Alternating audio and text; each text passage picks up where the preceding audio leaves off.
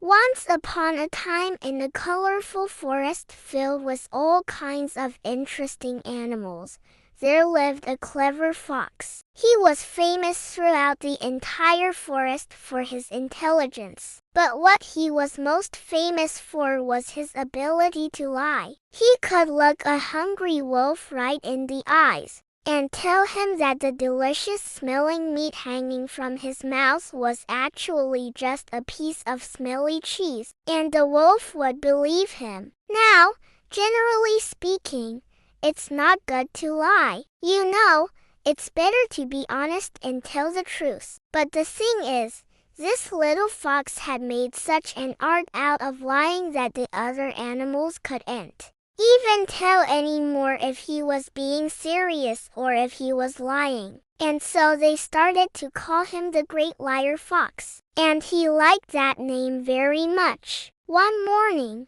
the fox woke up and stretched. It was going to be a beautiful day. The sun was shining through the trees. The birds were singing. And the fox thought to himself, "Today is going to be a great day for a nice long nap."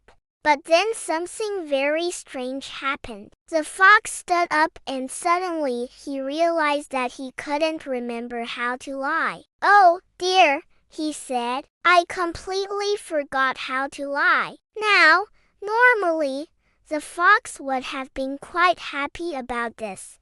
But unfortunately, everyone in the forest was expecting him to lie to them today. The deer wanted to ask the fox for advice on how to get some apples from the grumpy old badger's tree, but she was also afraid that the fox might trick her. So she said, "Well, never mind. I don't want your help anyway." And she walked away. The squirrel wanted to ask the fox if he knew where she could find some nuts, but she didn't want to be tricked. So she said, "Never mind. I guess I'll just go look myself." And she scampered away. And the wolf wanted to ask the fox if he knew where he could find some tasty meat to eat, but he didn't want to be fooled either. And so he just kept walking. "Oh, dear," said the fox. "Everyone thinks I'm going to lie to them, but I simply can't remember any of my lies. What am I gonna do?" Just then, a little rabbit hopped by. "Excuse me, Mr. Fox," said the rabbit. "Could you please tell me where I can find some juicy carrots?" The fox thought for a moment. "Honestly, I haven't the faintest clue," he said. "I'm sorry, but I can't help you." The rabbit looked at the fox in disbelief. "What? You don't know where I can find some carrots? But you're the Great Liar Fox. I thought you could lie and tell me exactly where they are, but you don't even try." "Well, I'm sorry," said the fox. "I really am the Great Liar Fox, but I completely forgot how to lie. In fact, I never wanted to be a liar anyway." The rabbit thought for a moment. Well, I guess if you can't help me, then never mind." And he hopped away. The fox sighed. "That was a close one," he said. "But maybe if I tell the truth, no one will suspect I'm lying. Maybe they'll even believe that I'm telling the truth." From that day on, the fox only told the truth. And surprisingly, the other animals started to like it. The deer asked the fox for advice on how to get the apples from the badger's tree, and the fox told her how to do it. She thanked him and went off to get the apples. The squirrel asked the fox if he knew where she could find some nuts, and the fox showed her the tree where they grew. She gathered some nuts and thanked him before scampering away. And the wolf was just passing by, but the fox called out to him,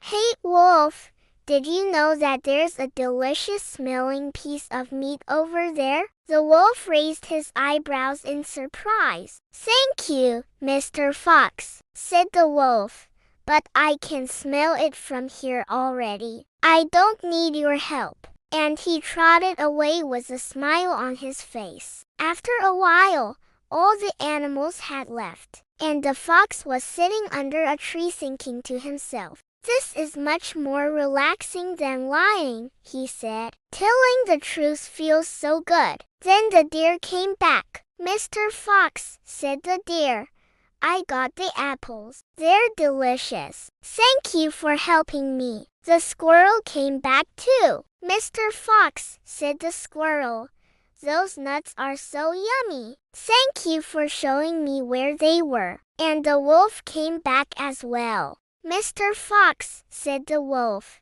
that meat was absolutely divine. Thank you for pointing me in the right direction. And from that day on, the animals kept coming back. They told him all their news. They asked him for advice. They told him about their worries. And the fox listened to them. He gave them advice. He comforted them. He made them tea and cookies. And all the while, he felt happier than he ever had before. You see, when the fox lied, he was always afraid that someone would find out. He was always afraid of what people would think of him. But when he told the truth, he didn't have to worry about any of that. He could simply be himself. He could be the kind, caring, smart fox that he always wanted to be. So the fox stayed the honest fox for the rest of his days,